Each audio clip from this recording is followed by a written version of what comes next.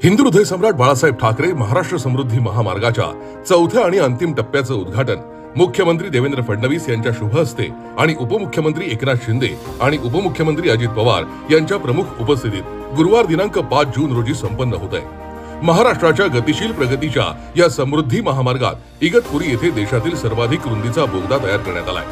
भारतात प्रथमच अग्निशमन आणि इतर अत्याधुनिक सुरक्षा यंत्रणा या सर्वात रुंद बोगद्यात कार्यान्वित करण्यात आल्या।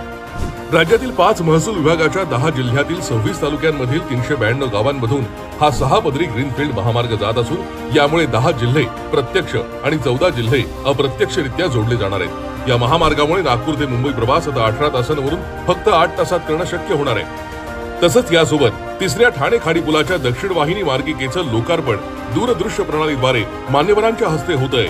महाराष्ट्राच्या प्रगतीच्या एका सुवर्ण क्षणाचे सर्वांनी अभिमानाने स्वागत करूया।